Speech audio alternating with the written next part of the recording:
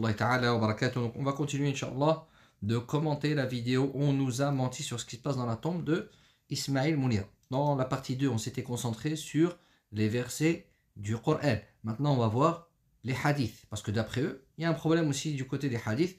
On regarde. Alors, j'espère ne pas dépasser 10 minutes, mais c'est possible que j'arrive à 12-13 minutes, parce qu'il y a beaucoup de choses à dire, Inch'Allah.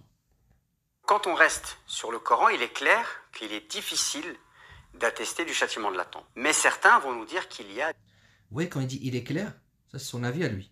Mais il le place à l'intérieur pour convaincre les autres et peut-être même pour se convaincre à lui, je ne sais pas. Peut-être même pour se convaincre lui-même, je ne sais pas Allah. Mais des fois, il y a des petits mots comme ça qu'il place à certains endroits, comme voyez bien, comme il est clairement attesté dans le Coran que... Mais ça, c'est son avis perso, c'est pas... Subhanallah. Continue. Des hadiths. Alors, les hadiths sur cette question du châtiment de la tombe sont ahad. Ce ne sont pas des hadiths qui sont dans... Alors, je vous demandais de patienter. Vous savez, on va tout prendre d'un coup. Là, tout ce qu'il va dire sur les hadiths, on va le laisser parler pendant 20 ou 30 secondes. Et après, on va tout prendre d'un coup. Mais bien sûr, tout ce qui est dit phrase par phrase, c'est que des erreurs. Ok, on va rester sur la bonne opinion.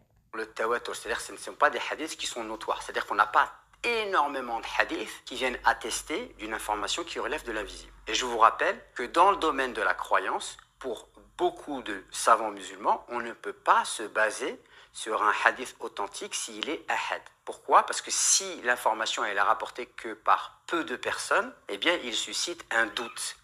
Et le doute ne nous permet pas de valider une croyance qui relève de l'invisible. Donc les hadiths sont connus. Il y a le hadith avec la femme juive qui était... Ok, avant la femme juive. Vous voyez là ce qu'il vient de faire, c'est une aberration.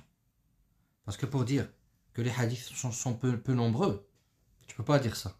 C'est impossible. Quand tu dis que les hadiths ils sont ahad, il faut vraiment ne pas être du métier pour dire ça. Et aussi pour dire qu'il y a peu de hadiths et peu de personnes qui ont rapporté ces hadiths. C'est pas possible. Alors, avant de parler, on va te faire la surprise, je vais vous montrer.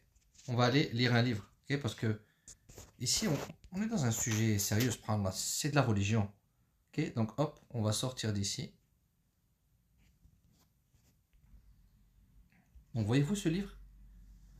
Alors, Adab al-Qabri wa Na'imuh. Okay, là, on parle du châtiment de la tombe et de son âme. Ce monsieur, qu'est-ce qu'il a fait? Il a rassemblé tous les hadiths authentiques et bons qui parlent de ce sujet-là. Okay, il a fait un travail extraordinaire. Alors la page, on va commencer par la page 9-10. Montrer quelque chose. Vous voyez la liste qu'on voit ici là? Donc je vous le lis. Il écrit Man rawa min as-sahabati fi adab al-qabr wa na'imi. Parmi les compagnons qui ont rapporté sur le sujet du châtiment de la tombe et du bonheur de la tombe ou du bienfait de la tombe. Alors je vous le lis. Hein. Rawa an rasulillahi sallallahu alayhi wa sallam. Ils ont rapporté sur le prophète sallallahu alayhi wa sallam fi adab al-qabr, sur le sujet de adab al-qabr wa na'imu, ainsi que fi adab al-qabri wa na'imi, concernant le châtiment de la tombe et son bonheur, tis'atun wa arba'ina sahabiya, 49 compagnons. Vous allez me dire, oui, mais c'est une personne qui parle comme ça. Non, mais les hadiths sont là, regardez. Les hadiths, il les a ramenés, un par un. Il les a tous ramenés. Et tous ces hadiths-là qui sont là, que vous voyez ici, là, toutes ces listes de hadiths, vous avez le livre, hein, vous pouvez les vérifier de vous-même pour les arabophones. Vous pouvez même vérifier au travers des livres de hadiths connus, etc., faire des vérifications. Il n'y a que des hadiths authentiques et bons. Combien de hadiths il nous a donné? 106 hadiths. Entre authentiques et bons. Et les hadiths, vous savez, les hadiths faibles, il ne nous les a même pas mis. Il aurait pu les rajouter pour gonfler encore plus. 106, ok? Ça veut dire que vous savez, il y a les hadiths mensongers et les hadiths faibles. Mensongers, c'est on est sûr qu'il y a un menteur. Faible, c'est-à-dire on n'a pas réussi à prouver qu'il était bon ou authentique.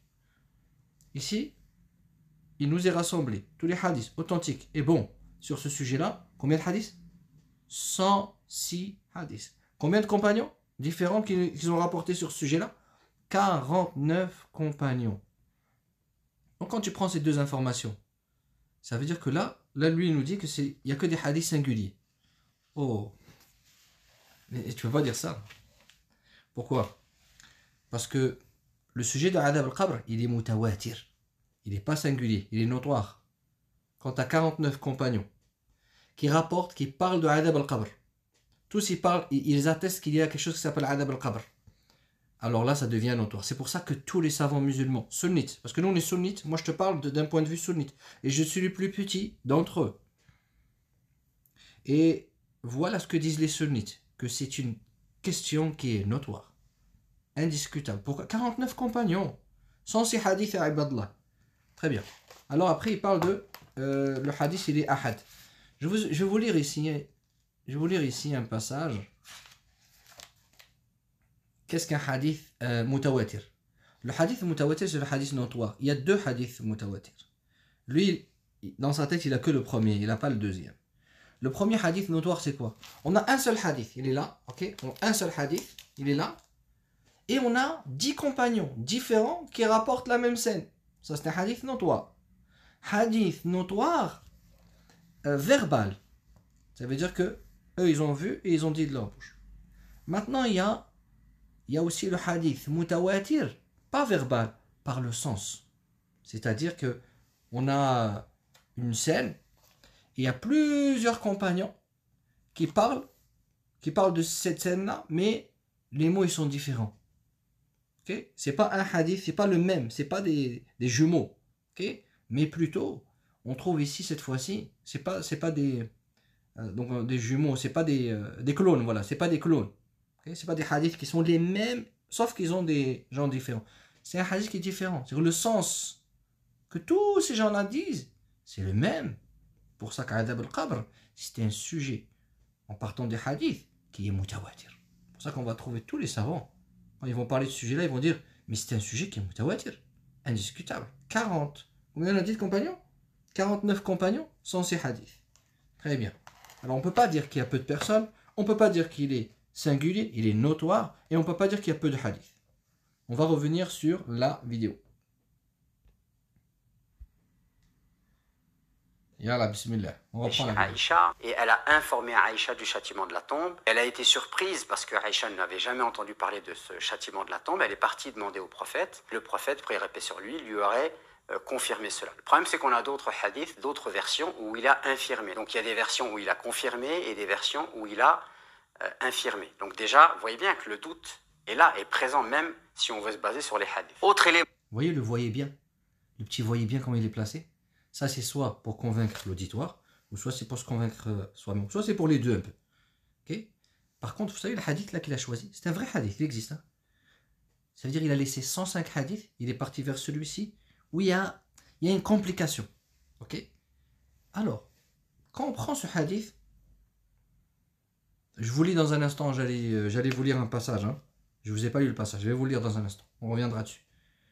Le hadith là, quand on le voit, on a l'impression que c'est le même hadith, mais sous 3 angles différents, ou alors rapporté de 3 manières différentes, parce que celle qui a rapporté le hadith, c'est notre mère Aïcha radiallahu anha. C'est ça qui porte à confusion. Mais la réalité, c'est que c'est 3 scènes différentes. Okay? Au moins 2 ou 3. Allah, pourquoi?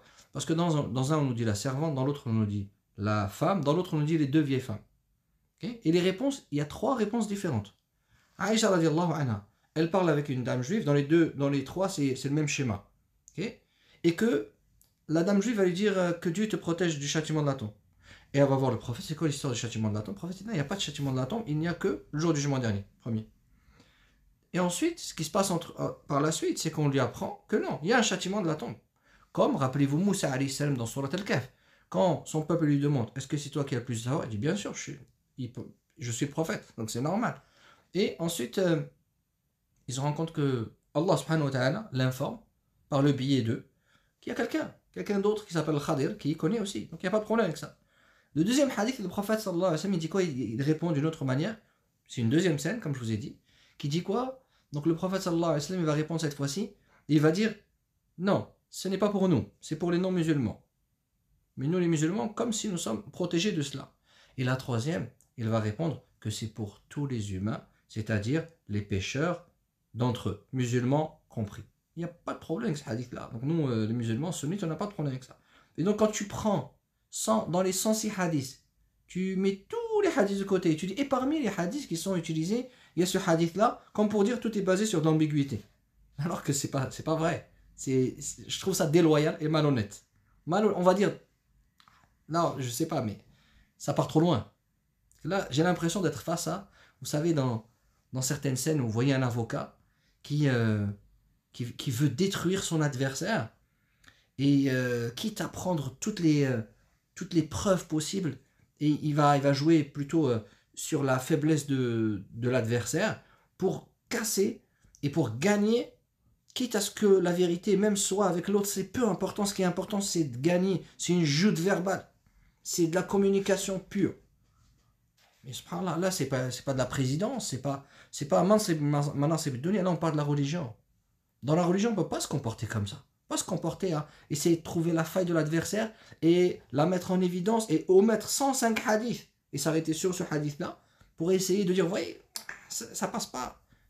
On se retrouve juste dans une joute verbale en train de prouver, un jeu de communication pour essayer de prouver qu'il a raison. Alors je vous avais promis que j'allais lire sur le hadith, qu'est-ce que c'est que le hadith. Moi je vous ai dit un instant que le mutawatir, le hadith notoire qui est diffusé de groupe en groupe, il y en a deux.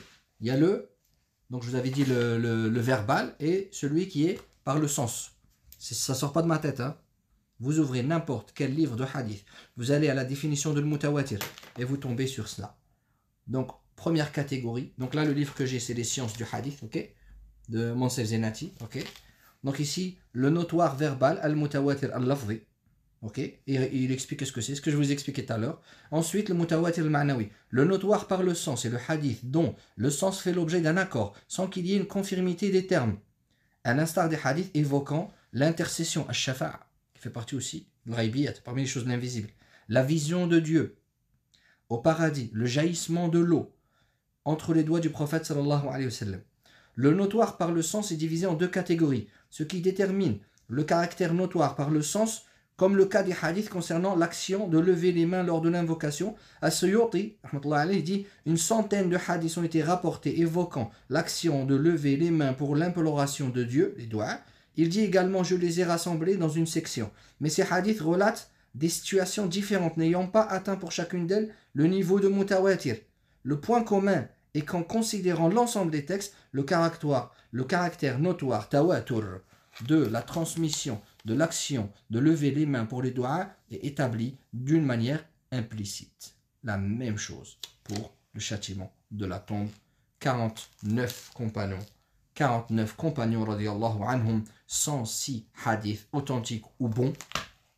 Donc, les hadiths ne sont pas singuliers, ils sont notoires. Maintenant, on va l'écouter pour voir qu'est-ce qu'il raconte, qu'est-ce qu'il dit après.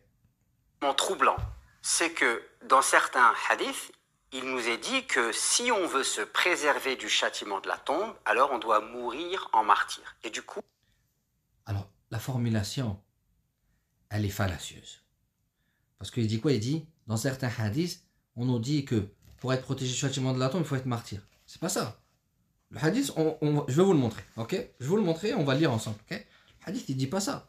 Il dit que celui qui meurt en martyr, il sera préservé du châtiment de la tombe. Vous voulez qu'on aille le regarder? Ya Allah, bismillah, tawakkalna Allah, on va le voir. Hop. Alors, donc là, on voit les deux hadiths. Faut pas oublier que quand on parle de martyr, nous, tout de suite, on pense aux personnes qui meurent en donnant leur vie pour défendre une cause noble, etc. Mais il n'y a pas que ça. Ça peut être aussi un martyr qui est une personne qui est noyée, une personne qui est ensevelie. Ça peut être aussi le mabtoun. Mabtoun, c'est celui qui meurt d'une maladie du ventre. Donc, vu que c'est des morts qui sont tellement atroces, Allah subhanahu wa ta'ala, par sa miséricorde, il les accepte comme martyrs. Donc déjà, comme ça, on sort d'un problème. Donc, vous voyez là, il y a deux hadiths. Je vous les ai traduits. Le premier, je l'ai traduit. Le martyr bénéficie auprès d'Allah de 6 privilèges. On évoque les privilèges, il est protégé du châtiment de la tombe.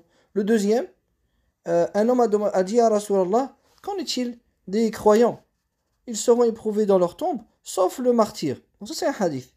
Et le prophète sallallahu alayhi wa sallam, soit il lui a répondu, ou soit il a répondu par le silence. Donc le silence du prophète est une affirmation. Ça c'est connu dans les sciences du hadith. Très bien, on va revenir à la vidéo.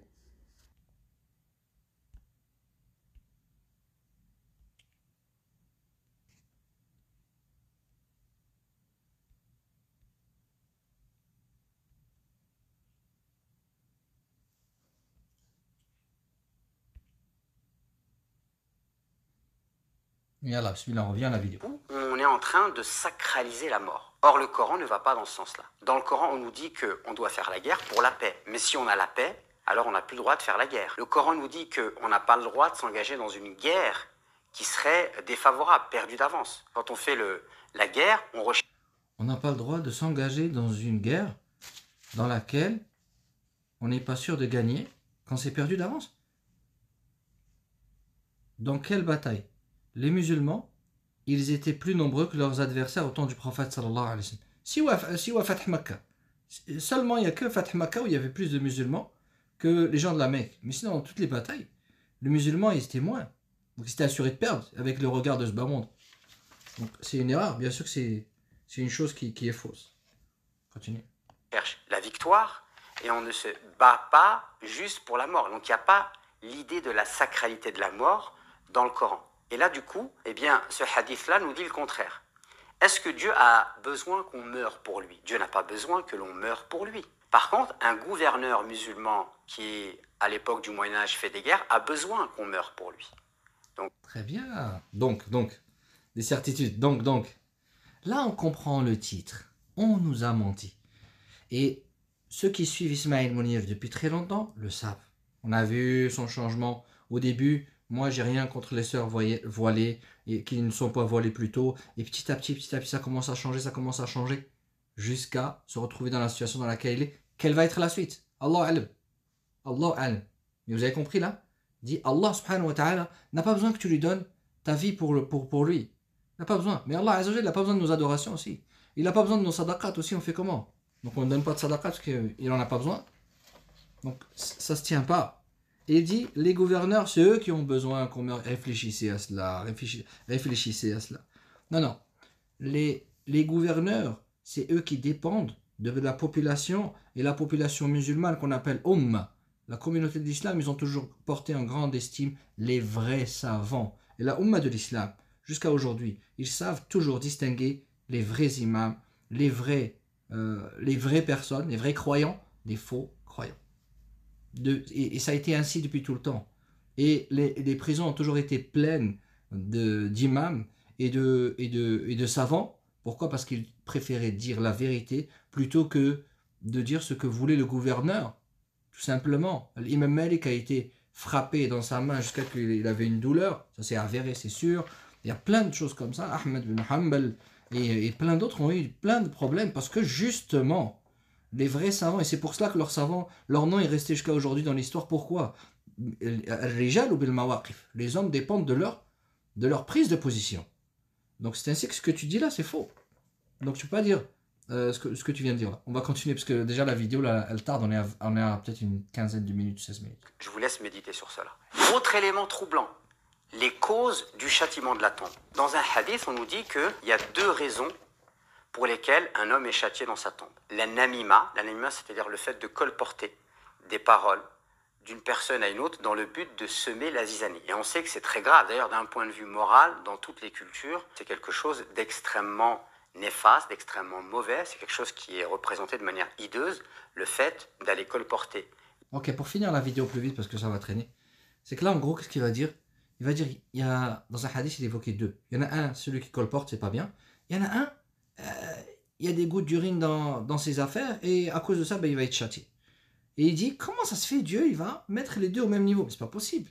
Il y en a un, il va colporter et faire du mal, ça a un effet sur toute la société. Il y en a un, son problème, c'est qu'entre lui et lui. Mais il faut comprendre une chose. Dans ce hadith, on parle de deux, mais est-ce qu'il n'y a que les deux? Il y a plein de gens qui vont entrer dans le châtiment de la tombe, ok? Beaucoup, ça va être l'urine. Ça, c'est un hadith d'ailleurs. On t'a dit que c'était l'Albani, c'est pas l'Albani. Albani, peut-être il l'a dit, mais c'est un hadith du prophète d'abord. Hadith d'abord. Ok? Et il y a plein de gens qui vont entrer, et parmi ces gens, il y aura celui de l'urine, parce qu'une personne qui ne fait pas attention, quand je dis ne fait pas attention, il est négligent, il est dans un je m'en foutisme total, ok? Et il laisse toujours de l'urine dans ses affaires et il prie avec. Sa prière ne passe pas. Aussi, il faut revoir le concept de châtiment, de la tombe. C'est que ça peut être aussi une miséricorde. Allah Azza wa Jalla, il veut pas pour lui l'enfer. Alors par conséquent, il va le faire passer par le châtiment de la tombe pour épurer, ce que disent certains savants. De Ibn Taymiyyah. Donc, lui, il prend les deux et dit, mais c'est pas au même niveau. Regardez, c'est incohérent, ça passe pas. Mais c'est juste toi qui vois de cette façon-là. Les musulmans sunnites, au travers de toutes les époques, ils n'ont jamais vu ça. Allah. Allah subhanahu wa ta'ala, on va continuer. Hein. Je suis obligé de faire une quatrième vidéo, quatrième partie. Donc cette fois-ci, ça va être sa conclusion. Et on va le mettre face à certaines vérités. Barakallahu fikum. Assalamu alaikum.